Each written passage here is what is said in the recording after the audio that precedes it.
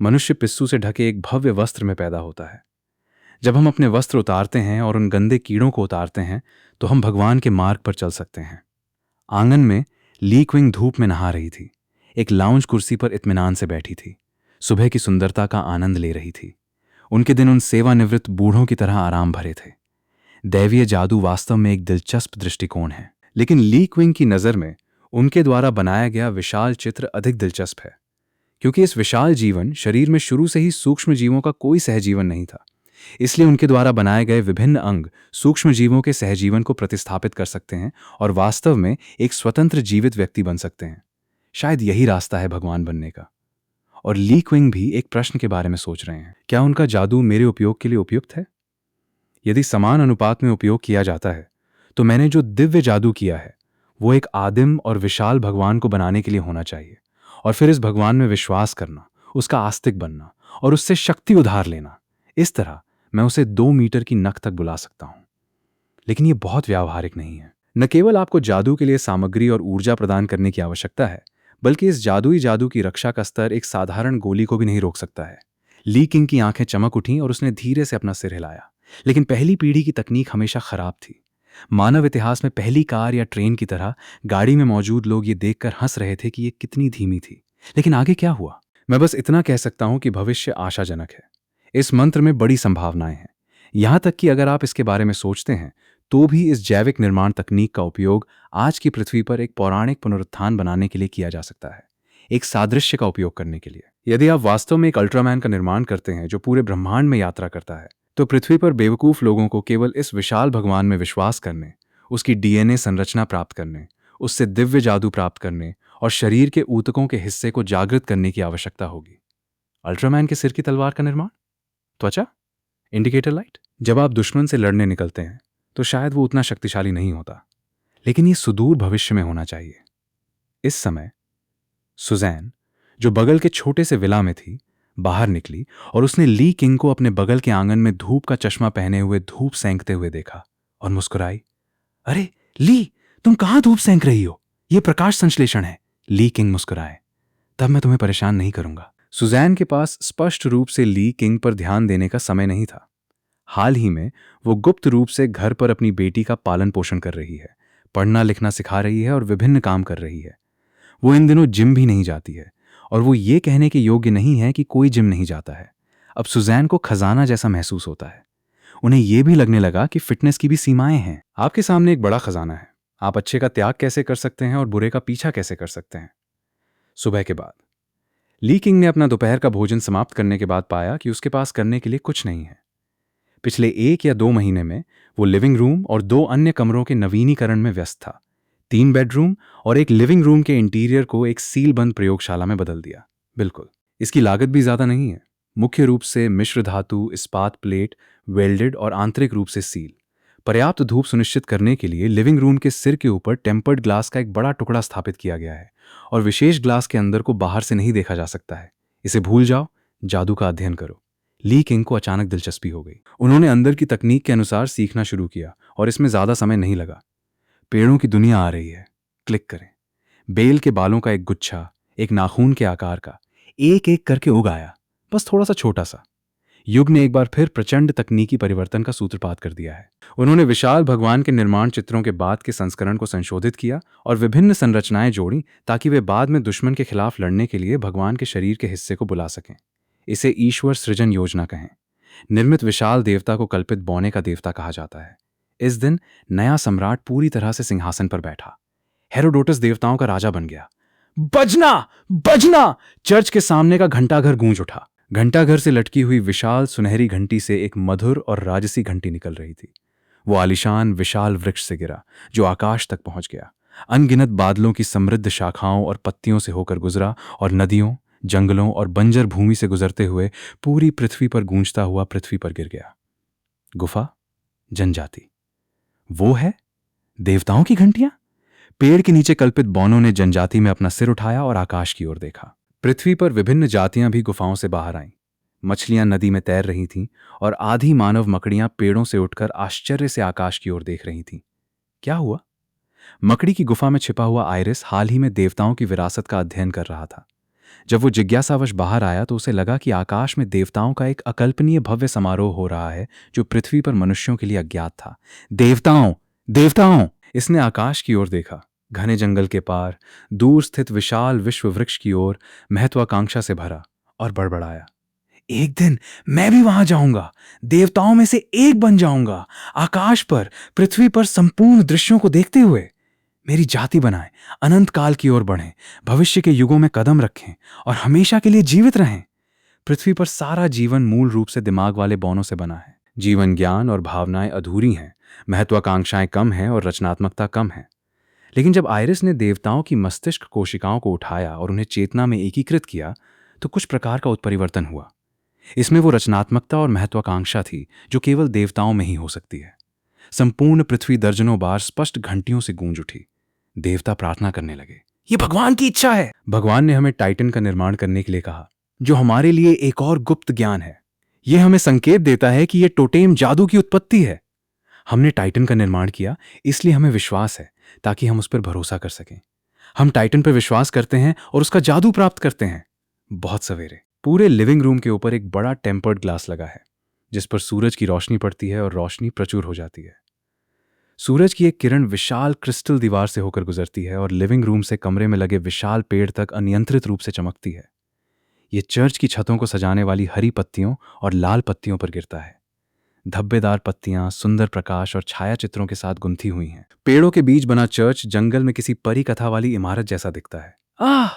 आप दुनिया के सभी बच्चों को आशीर्वाद देते हैं और उनका मार्गदर्शन करते हैं और हमें सच्चाई के मार्ग पर प्रबुद्ध करते हैं।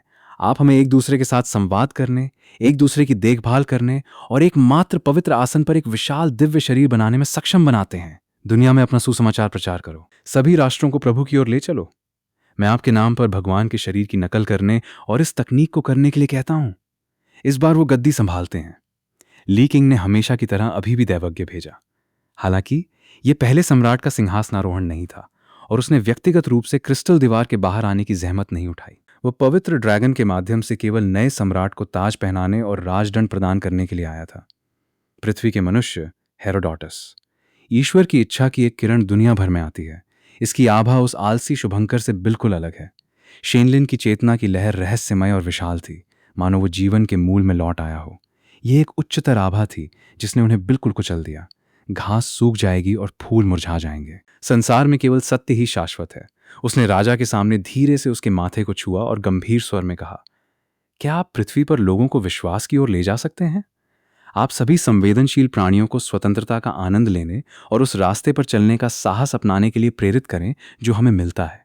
कार्डिनल ये सब रिकॉर्ड कर रहा है, एक शाश्वत भित्ति चित्र बना रहा है। कल्पित बौने के युग में हेरोडोटस सिंहासन पर बैठा और देवताओं का राजा और संपूर्ण सभ्य दुनिया का स्वामी बन गया।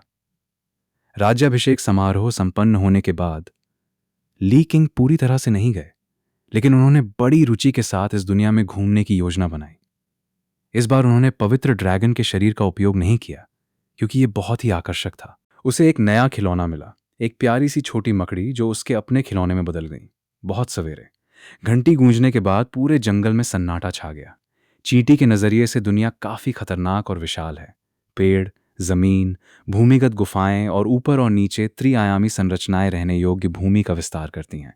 जंगल हरे भरे हैं और नदी घाटियां बहती हैं। देवताओं ने बहुत सारे गंदे कीड़े, घुन के आकार के मनुष्य बनाए हैं जो खतरे की तरह जमीन पर रेंगते हैं। उष्णकटिबंधीय वर्षावन सबसे आदिम और क्रूर पारिस्थितिक परीक्षण स्थल है। और बहुत दूर विशाल विश्व वृक्ष ऊपर आकाश को अवरुद्ध करता है। इसकी मोटी शाखाएं सड़कें हैं और इसकी पत्तियां विशाल मंच हैं जिन पर अनगिनत कल्पित बौने रहते हैं। हवा ताज़ा है और फूलों की खुशबू हर जगह स्वर्ग जैसी है। एल्फ पेड़ पर मूंग के आकार के, आड़ू के आकार के अधिक ताज़े फल हैं जो बच्चों को जन्म दे रहे हैं। कुछ बच्चे तो दिखाई भी दे रहे हैं। जैसे ही फल खिलते हैं, नाजुक और प्यारे योगिनी बच्चे फूलों के बीच में दिखाई देते हैं, जैसे कि कमल के मंच पर बैठे हों। धरती पर जन्मा। अब एलिस चुपचाप पास आई। इस मकड़ी ने अचानक अपना रेशम का धागा उगल दिया, एक फल पकड़ लिया और फिर चुपचाप पीछे हट गई। प्रकृति के सबसे तेज हत्यारे की तरह चुपचाप शिकार कर रही थी। विश्व वृक्ष पर एल्फ फल सबसे अच्छा भोजन है, लेकिन कल्पित बौने के तीरंदाज काफी दुर्जय हैं। वे उन जातियों का शिकार करते हैं जो उनकी मातृभूमि पर आक्रमण करती हैं और उनके जहरीले हथियारों का सामना करना लगभग असंभव है। यदि यह इस तथ्य के लिए नहीं होता कि कल्पित बौनों में कोई महत्वाकांक्षा नहीं थी, कोई रचनात्मकता नहीं थी और वे पौधों की तरह गतिहीन और आलसी थे, अन्यथा नीचे के देवताओं द्वारा बनाई गई सभी जातियां उनके द्वारा मिटा दी जाती। कल्पित बौनों की रक्षा को दरकिनार करने और फल चुराने के बाद आइरिस सावधानी से पेड़ से उतर गया और भगवान की विरासत का अध्ययन करने के लिए छिपता रहा। इसमें पाया गया कि ईश्वर की संरचना को आत्मसात करने के बाद इसमें थोड़ी सी टेलीकिनेसीज और चेतना की तरंगें थीं, लेकिन ये भगवान से भी बहुत कमजोर है। आखिरकार ये एक ईश्वर से प्राप्त ज्ञान की केवल एक कोशिका है, जो पिछले देवताओं के पहले प्रारंभिक चरण के बराबर है। और ये स्पाइडर गॉड द्वारा गॉड्स नोबल फैंटम में छोड़े गए प्रयोगात्मक रिकॉर्ड को उत्सुकता से पढ़ता है। धीरे धीरे उसे पता चला कि इस क्षेत्र में उसकी प्रतिभा काफी अच्छी है। वो खुद को बनाने वाले मकड़ी भगवान से भी अधिक प्रतिभाशाली है, जो उसे उत्साहित और उत्तेजित करता है, और आकाश में देवताओं के प्रति उसका भय अब इतना निरपेक्ष नहीं है। इस तरह घंटी बजने के बाद उसने 3 या 4 दिनों तक अध्ययन किया और भगवान की संरचना से अधिक परिचित हो गया, और यहाँ तक कि सहायता के लिए भगवान के नोबल फैंटम की गणना शक्ति का भी उपयोग किया। इसने सफलतापूर्वक गुप्त रूप से अपनी प्रयोगशाला बनाई है। एक के बाद एक कोशिका बोतलें बनाई हैं, जिनमें जीन के टुकड़े हैं, जिन्हें संकलित करने के लिए इसने बहुत मेहनत की है और चीज़ों को बनाने की कोशिश कर रहा है। मैं सफल हुआ। मैंने स्पाइडर गॉड से इस जानकारी को एकीकृत किया और एक नया स्पाइडर जीवन बनाया। इस समय ऐसा लग रहा था कि उसने प्रतिबंधित क्षेत्र का दरवाजा खोल दिया है और उसके पास ईश्वर का अधिकार है। इसी समय उसके शरीर के भीतर से एक भयावह आवाज आई, मैं तुम्हें कई दिनों से देख रहा हूं, छोटे लड़के, जीवन बनाना मजेदार है। मन में आवाज सुनकर एलिस का पूरा शरीर कांप उठा, मानो उसके दिल का सबसे बड़ा रहस्य झांक रहा हो। ये कौन है? मेरे दिमाग में कौन है? क्या यह स्पाइडर गॉड के समय का लॉर्ड कारा है? मुझे लगता है कि भगवान जैसा जीवन बहुत भयानक है और इसमें अभी भी कुछ चेतना शेष हो सकती है, लेकिन स्पष्ट रूप से हमने सभी तरीकों का उपयोग कर लिया है। हमने इस कोशिका को पानी में भिगोया और इसे प्रकाश में उजागर किया, लेकिन अवशोषित होने के बाद भी ये अवशोषित हो गई। ली किंग थोड़ा आश्चर्यचकित हुए। ये ऑपरेशन परिचित लग रहा था। एलिस ने अचानक कहा, नहीं, आप स्पाइडर गॉड के समय की कारा नहीं है, या अंदर बची हुई चेतना नहीं है, आप कहीं और से आती हैं। आप क्यों कहते हो कि? आवाज अचानक मुस्कुरा दी। कारा उस समय एक उन्मत्त व्यक्ति थी और इतनी शांत नहीं रह सकती थी। एलिस ने कहा, क्या आप पेड़ों में देवता हैं? उस तरह का छोटा आदमी जिसने अभी तक दुनिया नहीं छोड़ी है, उस तरह की निम्न स्तरीय चीज जिसमें सत्य के नियम भी शामिल नहीं है, उसे भगवान कहा जाता है? आवाज में व्यंग्य की झलक थी। एलिस ने डर के विचार के साथ उत्तर सुना, क्या यह दुनिया के बाहर से हो सकता है? आखिरकार देवता भी उस विशाल आकृति की पूजा करना चाहते हैं। ये मकड़ी वास्तव में चुपचाप जमीन पर रेंगती रही, मानो पूजा कर रही हो, और ध्यान से बोली, तो फिर क्या आप आकाश के बाहर से आए एक विशाल देवता हैं? ली किंग की आवाज धीमी थी। लड़का, मैं वास्तव में दूर से एक देवता हूं। मैंने पाया कि पहले से ही इस दुनिया की रक्षा करने वाला एक देवता है। मैं थोड़ा धीरे आया। इस दुनिया पर पहले ही शासन किया जा चुका है। हालांकि मेरे सामने, मैं बस इस दुनिया में शांति लाना चाहता हूं। बस कुछ मजा करो। एलिस थोड़ा कांप रही थी। ये बाहरी दुनिया और विदेशी देवताओं के बीच युद्ध है। ऐसा लग रहा था मानो पेड़ों में देवताओं से भी कहीं अधिक कोई शक्ति दिखाई दे रही हो। पारदर्शी क्रिस्टल दीवार के बाहर अंतहीन अराजकता में एक अंतहीन रहस्यमय दुनिया है। साथ ही विशाल सर्वोच्च दिग्गज अपने हाथों में विश्व के पत्थर पकड़े हुए हैं। आप चाहते हैं कि मैं आपके आगमन का मार्गदर्शन करूं? एलिस थोड़ा कांप उठी। आखिरकार ईश्वर की शक्ति बहुत महान है। इस छोटी सी दुनिया में उतरने और यात्रा करने के लिए बेहद जटिल अनुष्ठानों की आवश्यकता होती है, जिससे पृथ्वी पर जीवन इच्छा शक्ति का एक टुकड़ा भी उतरने से पहले उनका स्वागत कर सके। चर्च ऑफ लाइट का पवित्र ड्रैगन वो है जो मानव जगत में मौजूद है, और अब मैं इस रहस्यमय विदेशी देवता का मानव प्रवक्ता बनना चाहता हूं और एक पवित्र ड्रैगन जैसा अस्तित्व चाहता हूं। किसी अन्य भगवान का स्वागत है। अन्य देवता इस दुनिया पर आक्रमण करने जा रहे हैं। लड़के, क्या तुम्हें शक्ति चाहिए? आवाज आई, बहुत सरल और सीधी। मुझे लगता है कि मैं इसे स्वयं कर सकता हूं। एलिस ने सीधे तौर पर मना करने की हिम्मत नहीं की, लेकिन उसे लगा कि अगर वो ऐसी किसी बात में उलझेगी तो बाल बाल बच जाएगी। बेवकूफ, क्या आप जानते हैं कि दुनिया के दिलचस्प नए राजा हेरोडोटस ने क्या कहा था? डर वो भावना है जो सच्चाई से कोसों दूर है। तुम प्रगति कर रहे हो। आकाश के देवता तुमसे अधिक तेजी से प्रगति कर रहे हैं, बच्चे। आवाज ऐसी थी जैसे कोई शैतान कान में फुसफुसा रहा हो। सुनो, अब आसमान क्या कहने वाला है? सहसा फिर आकाश में आवाज हुई, विश्व वृक्ष पर। मैं देवताओं का राजा हेरोडोटस हूं, जो दूसरे नायक मानव जाति के निर्माण में देवताओं का नेतृत्व कर रहा हूं। मानव जाति? संपूर्ण पृथ्वी पर सभी जातियां सदमे में पड़ गई हैं। अधिकांश दौड़ें अधूरी और कमजोर होती हैं। पृथ्वी पर सबसे मजबूत जाति निस्संदेह देवताओं द्वारा बनाई गई प्रिय है, कल्पित बौने।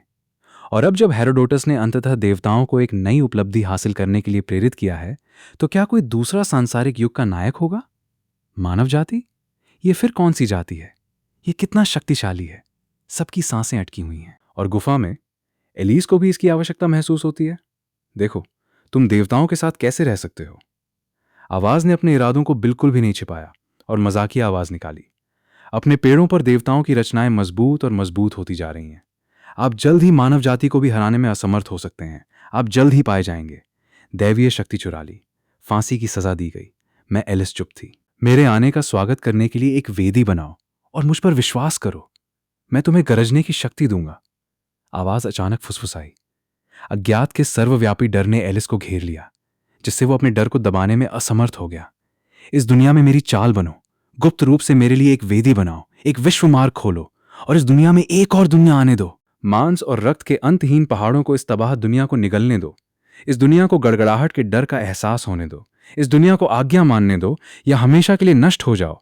उसकी आवाज शांत थी, लेकिन अंतहीन क्रोध से भरी हुई थी, मानो खाई उसके शरीर को घूर रही हो, उसके मन को घबराहट से भर रही हो। हे भगवान, क्या आप मुझे एक पल के लिए सोचने दे सकते हैं? आयरिस मदद नहीं कर सकी, लेकिन घबराते हुए बोली, इसका उस पर बहुत बड़ा प्रभाव पड़ेगा। छोटे आदमी, अगर तुम मुझ पर विश्वास करते हो तो तुम मेरी शक्ति हासिल करोगे, इस दुनिया में परेशानियां फैलाओगे और यहां तक कि देवताओं के राजा हेरोडोटस को चुनौती देने का अवसर भी पाओगे। ली किंग ने परेशानी खड़ी की और सीधे चले गए। उसे लगा कि यह थोड़ा बदमाश है। उसने बस किसी को ताज पहनाया था और फिर लोगों को किसी के खिलाफ विद्रोह करने के लिए बरगलाया था। उसे उम्मीद थी कि यह छोटी सी मकड़ी उसे कुछ आश्चर्य देने में सक्षम हो सकती है। और वो कौन सा विश्व मार्ग है जो एक अलग दुनिया खोलता है? बेशक, अगले कमरे, दूसरी दुनिया से जुड़ने के लिए दीवार में छेद करें।